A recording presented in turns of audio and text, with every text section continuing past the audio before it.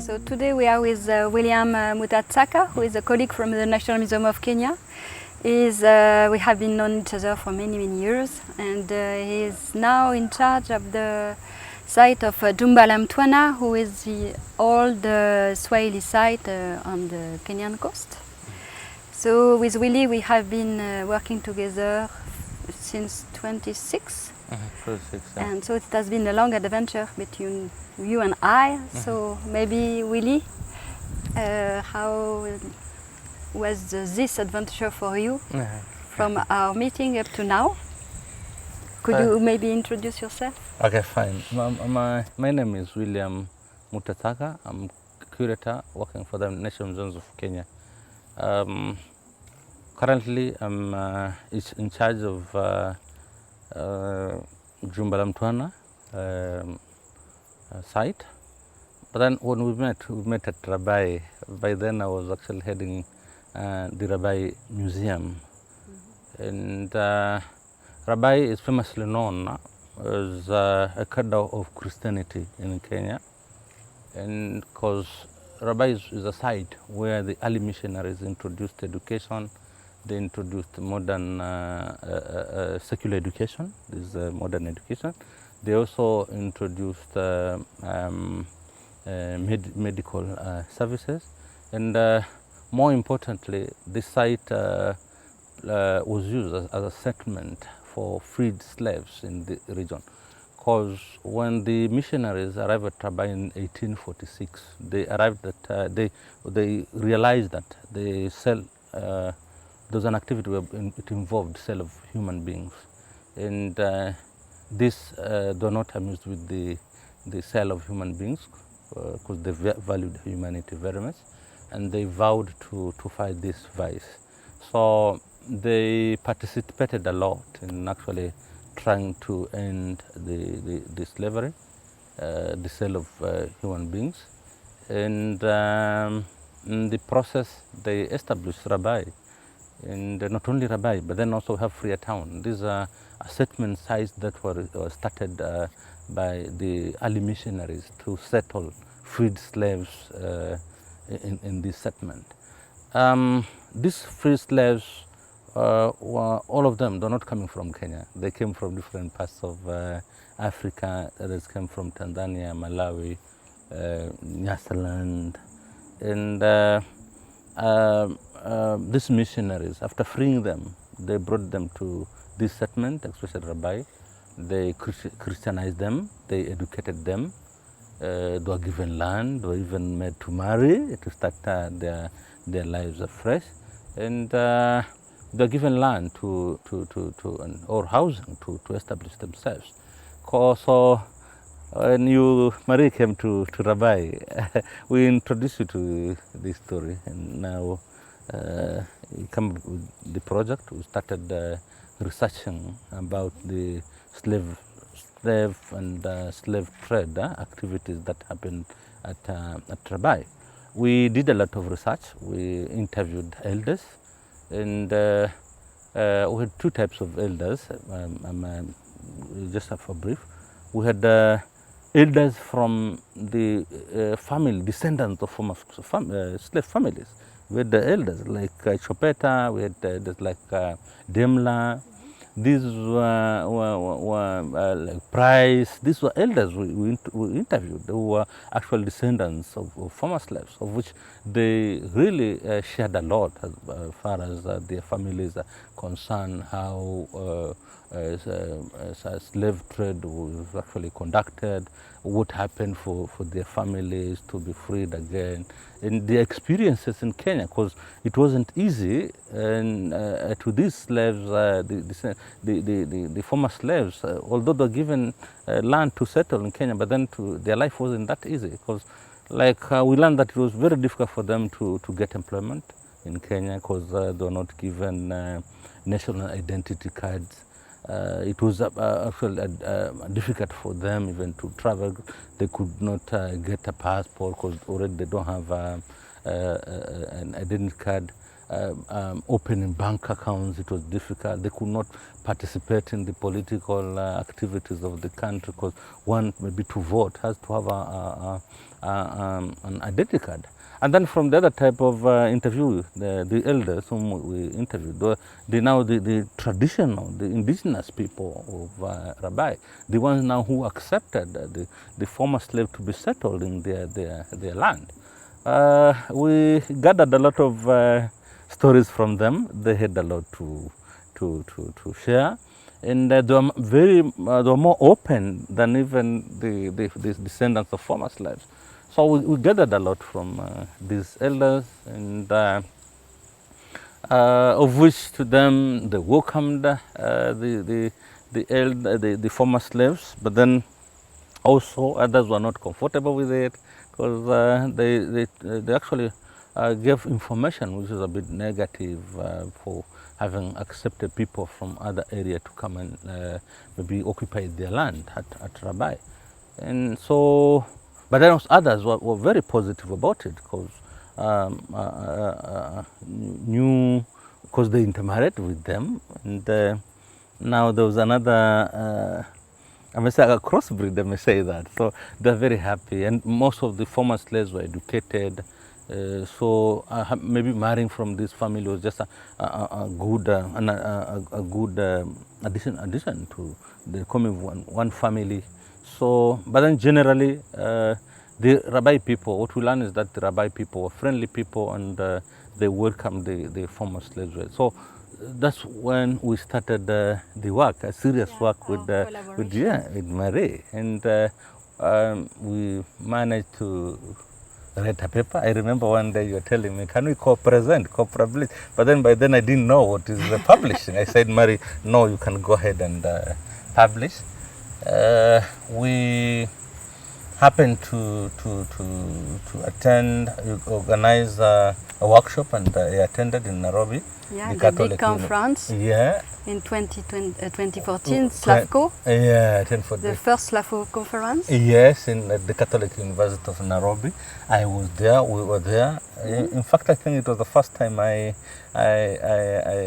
boarded a plane to travel from Mombasa to Nairobi to attend the. With Price. Yeah, with Price Lady, of which Price participated in very important these panels at the workshop. I remember. He was a descendant of former slaves and the chairman of the Frères Association in Mombasa. Yeah, you accompanied him. Yeah, you remember. Yes. So after, I saw there was an exhibition, the broken. And broken chains. Yeah, broken chains, and actually it was a very important, very informative exhibitions, because most of the stories we had collected, it was shared in this exhibition, life in Rabai, life in Freetown, and in general how slavery was organized, or how it happened in the region. And this exhibition, it was at the workshop also. It was there. I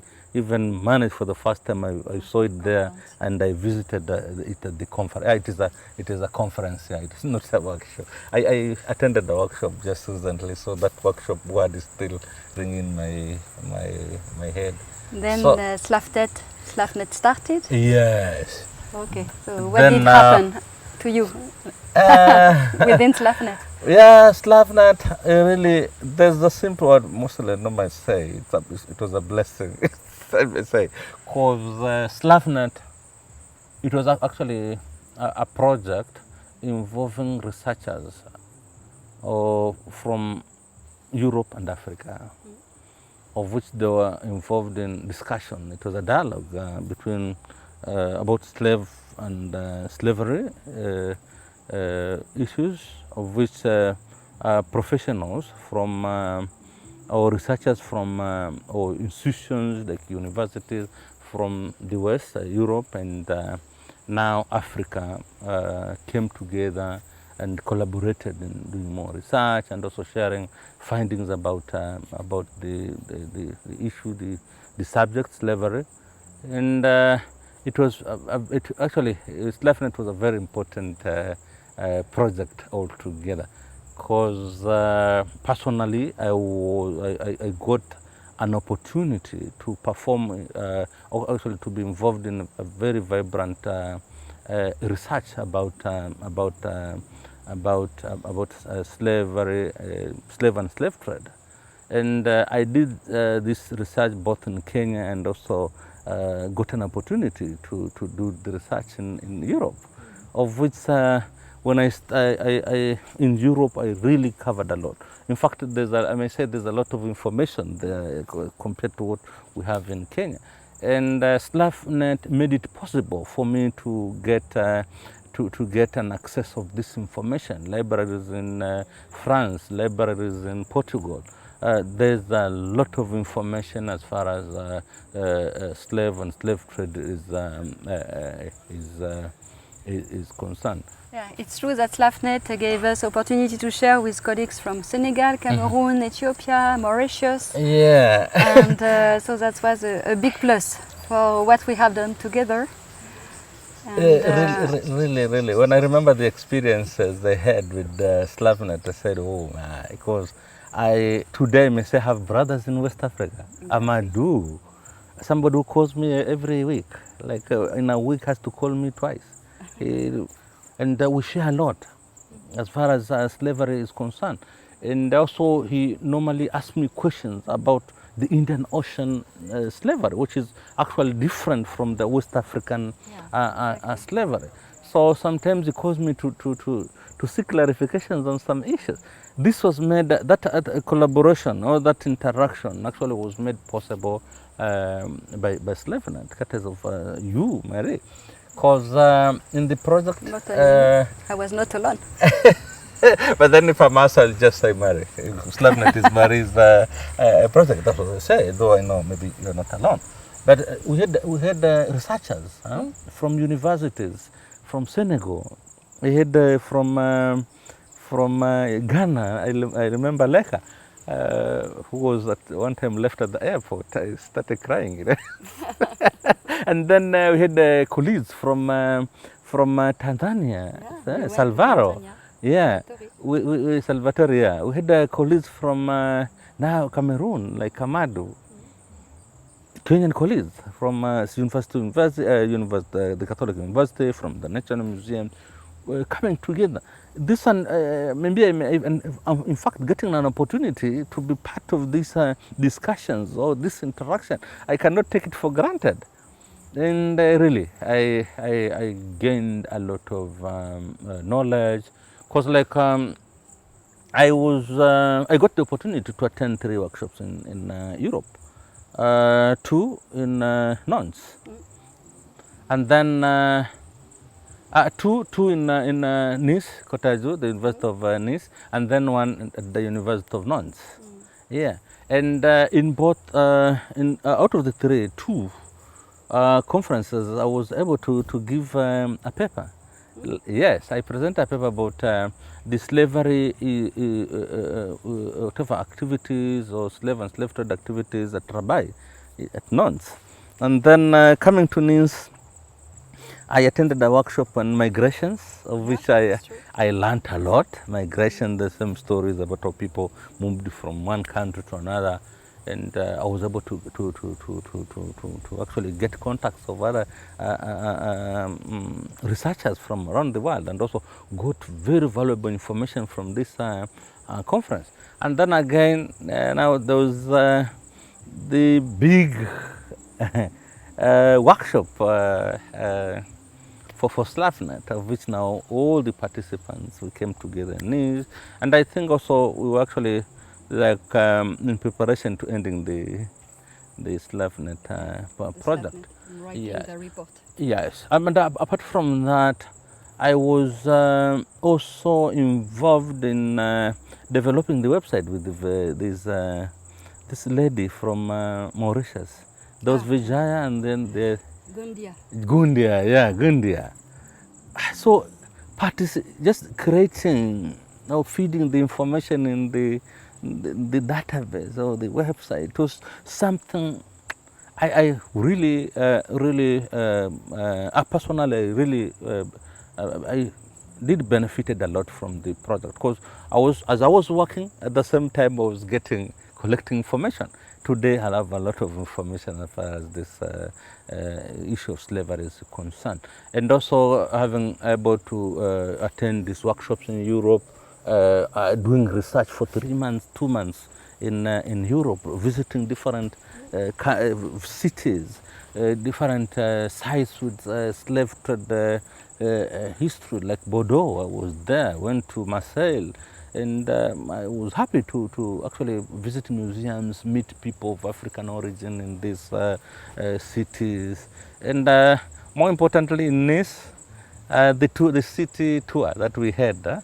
I really like the story of Nice, and how Nice came up, and yeah, Slafnet is I may say a very wonderful project. Okay, so what next after Slafnet? What next after Slafnet? I may say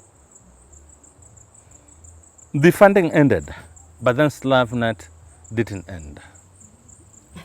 It didn't end, but then the funding ended, but then Slafnet is still alive, because the contacts that I made during the activities, research and everything, they're still there. We still engage each other on the same subject. So I may say the slave network that was established or developed by Marie is still there, and it's very, very strong. And from my observations, maybe if I'm to give a recommendation today, is that maybe we need to continue the project, but then we involve maybe African to Africa collaborations, maybe I may say so. Yes. Reinforce collaboration between African institutions. Yeah, I agree. Yeah, because now, like even if I show you my email today, I will show you an email from Amadou, and then there's another from Julius concerning East African slavery. So like me, when I was introduced to West African slavery, it was like, so it was not only Indian Ocean, also West Africa. But you'll see West African slavery has been researched more compared to the Indian Ocean. And the knowledge we have is not the same as what is actually being held by our African researchers from the West Africa. So maybe if we can have the collaboration between these institutions, whether Africa to Africa, it would be very, very, very, very important. And again, also having our counterparts from Europe now coming this side now. Maybe they come here for 2 months, and then we work together, and then we have a workshop here. And I think also it will be very, very, very important in this. And then on the other side, maybe, I don't know if this will be picked, but then now like the information I collected in Europe, I left it there. I collected some parts. I photocopied some parts. How can we share the materials? Yeah, that's a big issue. Yeah, how can we share the materials? Yeah. Like there's a colleague of mine who said, there's a lot of information in Portugal, but then it is in Portuguese. You have to have somebody to actually translate this. But then I think also Slafnet can think about the information which is there, because we have people who understand these languages. Like I think Antonio, he speaks Portuguese. These are people maybe who can help us in the information which can benefit Africa more. I think it would be important if we can do something. But then, as Slafnet, yeah, we need to continue the project. Yeah. Yes. And you started in Rabai, and now you are in charge of Jumba la Mtwana, which is a Swahili site that dates from the early Middle Age. So maybe you can tell us a bit about the site and how you think you will manage it. Okay, fine. Thank you. So Jumba la Mtwana is one of the ancient Swahili settlements which is actually found in Kenya along the East African coast. And, but now it's actually abandoned. That's why you can see the structures that are here, they are ruined.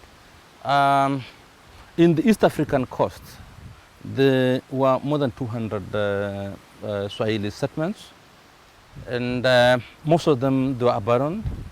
And today we have only 5 that are still occupied up to date. A city like Mombasa City or Malindi, Lamu, they are actually an example of the Swahili city-states. And if it was not for abandonment, then Jumba maybe it could have developed or it could have grown just like Mombasa. So Jumba was basically started as a trading hub, because the Swahili traders, they use the Swahili settlements as places where they organize their maritime trade. So as you can see, Jumba is located by the sea. The sea is just here. And so traders from different parts of the world, they used to come depending on the monsoon winds.